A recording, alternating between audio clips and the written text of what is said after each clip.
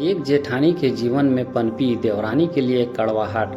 अंकुर की शादी के बाद कौन सा कमरा उन्हें दिया जाए। सभी कमरे मेहमानों से भरे हैं, बस एक कमरा ऊपर वाला खाली है। अपने बड़े बेटे अरुण से चाय पीते हुए सविता बोली, अरे माँ, इसमें इतना क्या सोचना। हमारे वाला कमरा न्यूली वेड के लिए अच्छा रहेगा, हम ऊपर वाले कमरे में शिफ्ट हो जाएंगे। अरुण तुरंत बोला। यह सुन पास बैठी माला मन ही मन बुदबुदा उठी कि आज तक वो जो कमरा हमारा था अब वो श्वेता का और अंकुर का हो जाएगा। हद हो गई। अरुण ने मेरी इच्छा जानने की भी जरूरत नहीं समझी और कह दिया कि न्यूली वेड के लिए यह अच्छा रहेगा। तो क्या 15 दिन पूर्व की हमारी शादी अब पुरानी हो गई। तभी ताई जी ने अपनी सलाह देते हुए कहा, अरुण तुम अपना कमरा क्यों छोड़ते हो। ऊपर वाला कमरा अच्छा भला है, उसे लड़कियां सजा संवार देंगी। और हाँ, अपनी दुल्हन से भी तो पूछ लो क्या वह अपना सुहाग का छोड़ने को तैयार है। और फिर हल्के से मुस्कुरा दी। पर अरुण ने तो त्याग की मूर्ति बन झट से कह डाला, अरे इसमें पूछने वाली क्या बात है। ये नए दुल्हा दुल्हन होंगे और हम 15 दिन पुराने हो गए हैं। ये शब्द माला को उदास कर गए, पर गहमा गहमी में किसी का भी उसकी ओर ध्यान ना गया। ससुराल की रीति अनुसार घर की बड़ी महिलाएं और नई बहू माला बारात में नहीं गए थे, अतः बारात की वापसी पर दुल्हन को देखने की बेसब्री हो रही थी। गहनों से लदी छमछम करती श्वेता ने अंकुर के संग जैसे ही घर में प्रवेश किया, वैसे ही कई स्वर उभर उठे, वाह कितनी सुंदर जोड़ी है, कैसी दूध सी उजली बहू है। अंकुर की यही तो इच्छा थी कि लड़की चांद सी उजली हो। बुआ सास दूल्हा दुल्हन पर रुपए वारते हुए बोली। माला चुपचाप एक तरफ खड़ी देख सुन रही थी। तभी सविता जी ने माला को नेग वाली थाली लाने को कहा और इसी बीच कंगन खुलाई की रस्म की तैयारी होने लगी। महिलाओं की हंसी ठिठोली और ठाके गूंज रहे थे, पर माला अपनी कंगन खुलाई की यादों में खो गई। फूल और पानी भरा परात से जब माला ने 3 बार अंगूठी निकाली, तब सभी ने ऐलान कर दिया कि भाई अब तो माला ही राज करेगी और अरुण इसका दीवाना बना घूमेगा। पर माला तो अरुण का चेहरा देखने को भी तरसती रही। भाई की शादी की व्यस्तता व मेहमानों दोस्तों की गहमा गहमी में माला का ध्यान ही नहीं आया। माला के कुंवारे सपने साकार होने को तड़पते और मन में उदासी भर देते, फिर भी माला सबके सामने मुस्कुराती बैठी रहती। शाम 4 बजे रीता ने आवाज लगाई, जिसे भी चाय पीनी हो वह जल्दी से यहाँ आ जाए, मैं दोबारा चाय नहीं बनाऊंगी। ला मुझे 1 कप चाय पकड़ा दे, फिर बाहर से काम से जाना है। अरुण ने भीतर आते हुए कहा, ठहरो भाई, पहले एक बात बताओ, आप के हस्त विज्ञान व दावे का क्या रहा। जब आपने कहा था कि मेरी दुल्हन एकदम गोरी चिट्ठी होगी, यह बात तो अंकुर भाई पर फिट हो गई, कह रीता जोर जोर से हंसने लगी।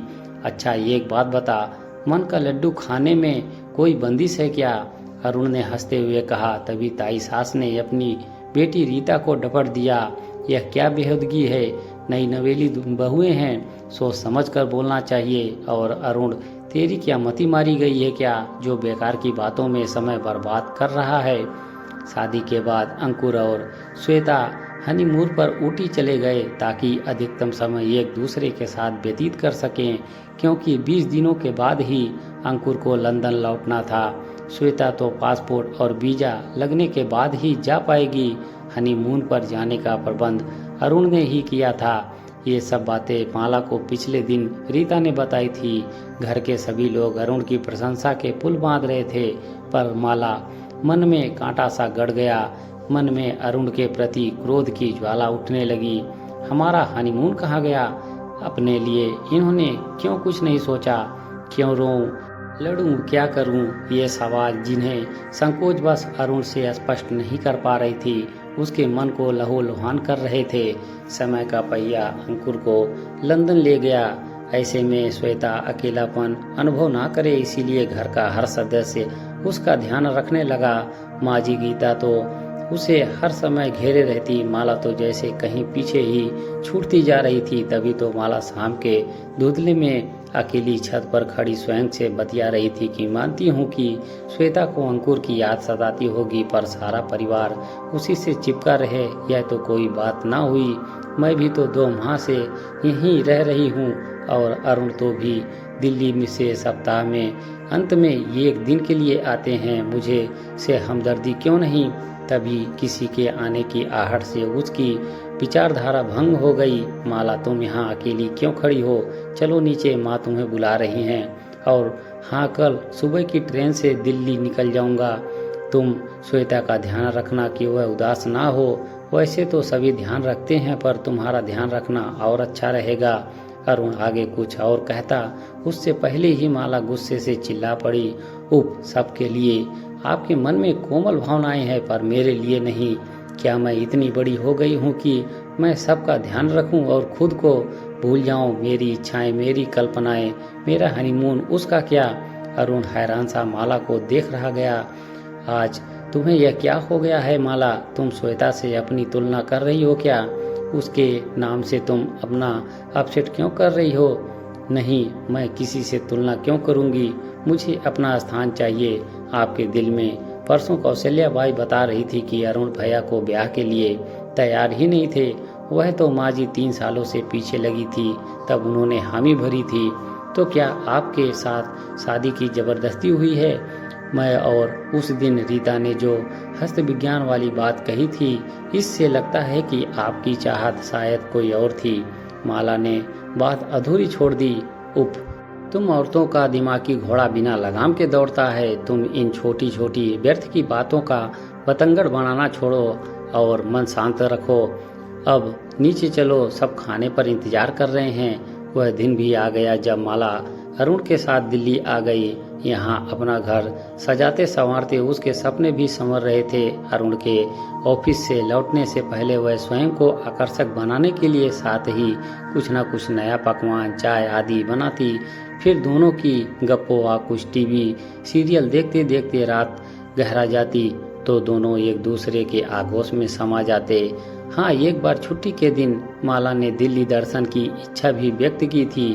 तो ये रोमानी घड़ियां साथ बिताने के लिए है। हमारा हनीमून पीरियड है ये।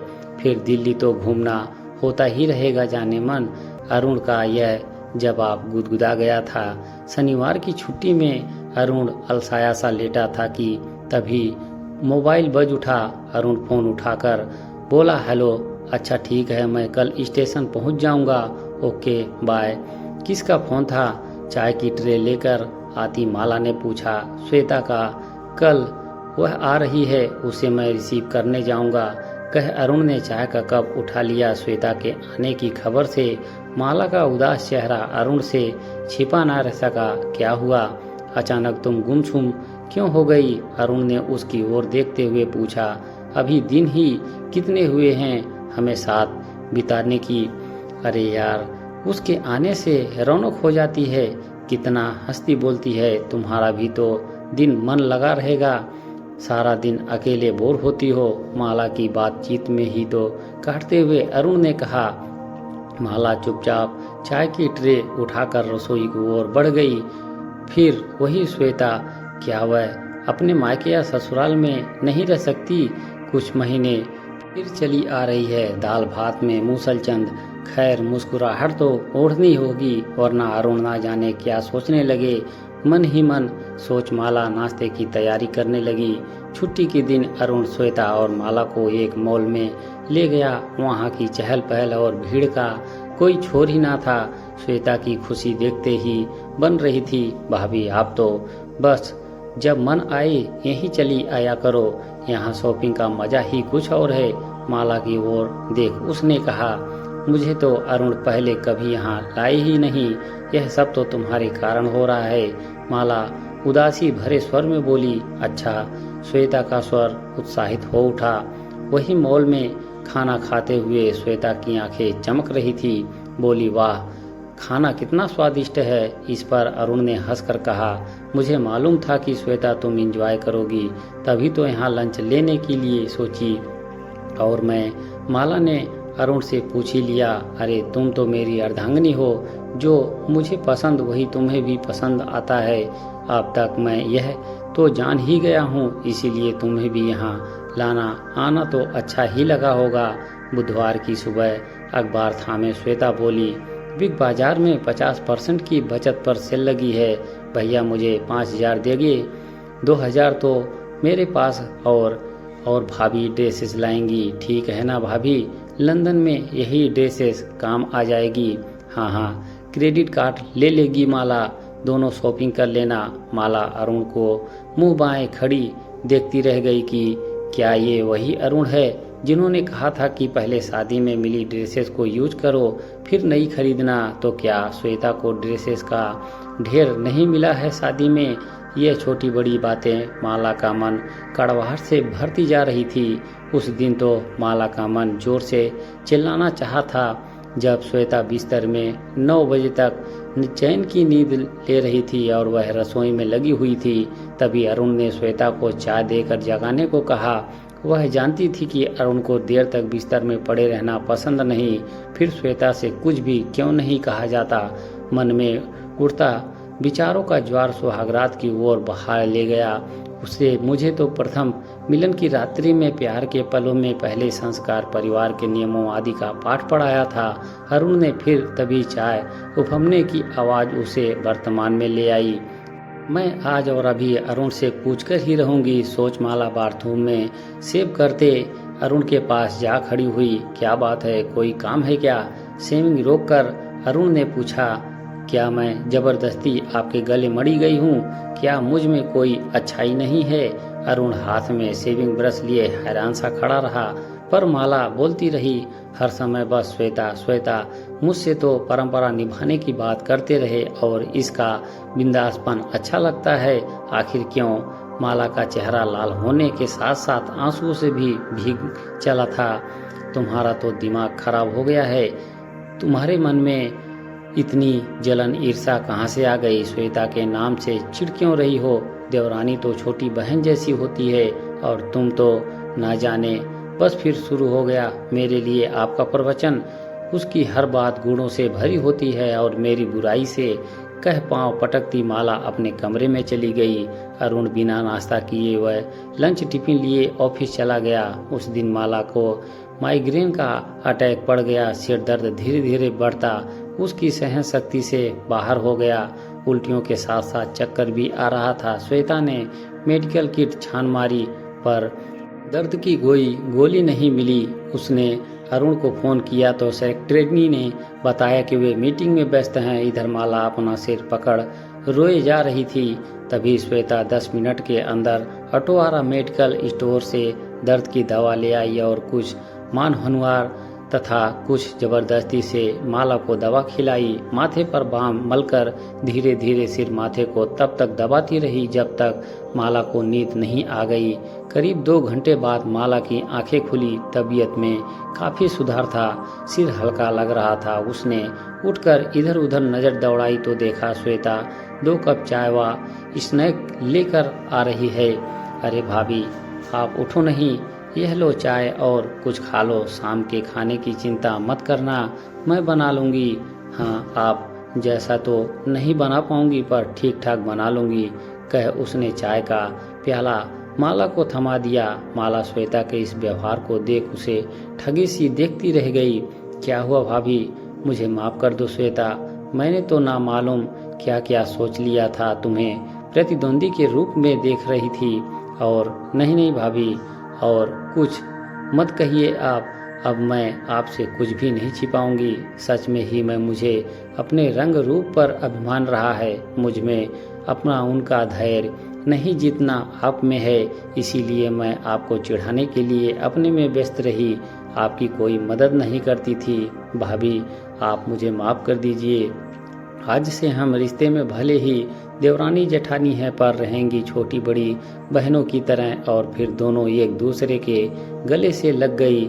सच श्वेता, मैं आज से अपने मन को गलत दिशा की तरफ भटकने से रोकूंगी और तुम्हारे भैया से माफ़ी भी मांगूंगी। अब श्वेता व माला एक दूसरे को देखकर मुस्कुरा रही थी। दोस्तों, कहानी पसंद आई हो तो एक लाइक जरूर करें। धन्यवाद।